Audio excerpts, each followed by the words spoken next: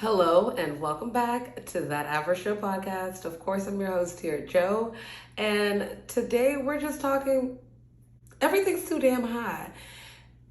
The cost of living and just existing is exhausting. You walk out of your house and you could just see the dollar signs just like leaving, slowly but surely. It's like, stop and put gas here, stop and grab a bottle here, stop and grab some food here. The entrance fee over here costs this, and to go here, everything just seems to be going up. You have your regular expenses, you have, your rent, light bill, water bill, electricity, car note, insurance, phone bill, just bill after bill. It just seems to just really be never ending. And we really do come from a time where $50,000 a year really did go a long way. And by a long way, I mean, it really took care of everything.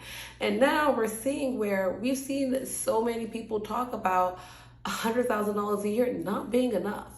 And frankly, is it really? After they take out taxes, after all your expenditures, exactly how much is left over? Rent's not getting any cheaper. Life's just in general, it's not getting cheaper. Sorry, y'all. The fact that eggs were $6 is crazy. Like eggs, I love me some eggs. But that's just, those are just the things that we kind of have to pay for. You can't not eat, you can't not put gas in your car, you can't not pay your insurance and, pay back that credit card bill. Like, there's certain things that are just like, mandatory. You just kind of have to do them. But then we have to talk about also a lot of other expenditures that let's talk about, you guys. So I know on the news that they've talked about, well, we know it's prom season. Are these proms getting a little overboard?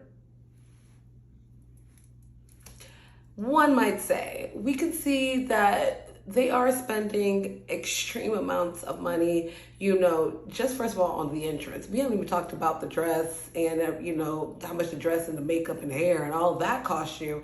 But just on these grand entrances, we're seeing parents spend a check. Do we condone this? Do we promote this? Is this okay?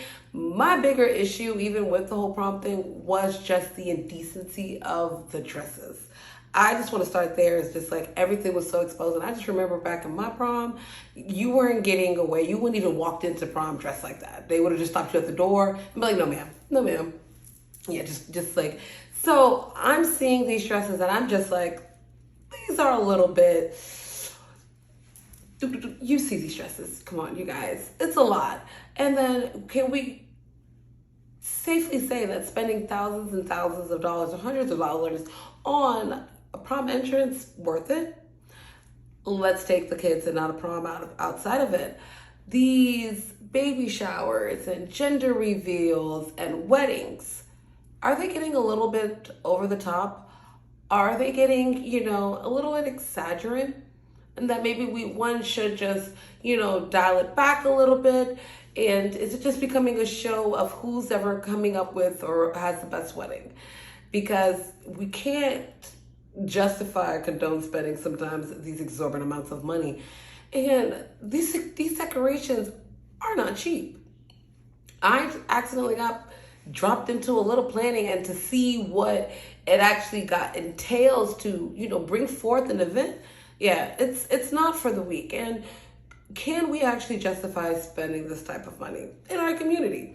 This is $20,000, $30,000, $40,000, $50,000, $100,000 that is all for one day. Could we minimalize it? Could we, figure out a way to be a little bit more cost effective? And are we even stealing from the real moments of things? And as we can see, we're having a lot of baby showers, a lot of gender reveals and everything. Are we having the same amounts of weddings and graduations? Does everything also all equivalent? That's all I'm trying to say here. Just asking questions, you guys. And also asking you, like, how do you feel about spending X amount of dollars? You know, what is your budget for your wedding or your baby shower, your gender reveal, you know, maybe your child's prom, or, you know, maybe some special occasion? You know, how do you budget? And make sure that things like, because this is what this video and everything is just talking about. It's reconfiguring finances, because we're at a time where inflation is really just kicking us like in the stomach. We, you know, it's hard to save, it's hard to buy anything, it's hard to, you know, do the, you know, economic climb that we all want to do, because you're a little bit stagnant at the fact that you're kind of living maybe paycheck to paycheck or barely being able to save, you know. And what can one do at this kind of time, you know? And do you just say F it and just stay home? Because like that's where I'm at this point. Because I'm like, if you've gone out, it's literally just like you see, it's like hundreds of dollars. And you know, sometimes like women too are also even on the modest end. Imagine the men out there and how much it actually costs to be a guy, and the section of the bottles, and you know, paying for women at the after party. It's expensive. It's very, very, very expensive. Where, you know, what do you think is the salary that people do need to be making to be successful in the climate that we are in now? We've seen that, you know, we know that $50,000 back in the day, you know, went a long way. And now it's seemingly like somewhere around 100,000 is what you'd be needing to make to, you know, just feel a little bit sufficient and feel a little bit comforted, and like, hey, you know, if I minimize my expenditures and things, like I'd be okay. You know, what is the number for you guys? And, you know, how is this climate and economy treating you? And how do you feel that, you know, your dollar is going, you know, and do you see things changing? And do we, as a society, as a community, do need to reconfigure where we are spending our money and, you know, dial back, reconfigure, and, you know, just readjust. And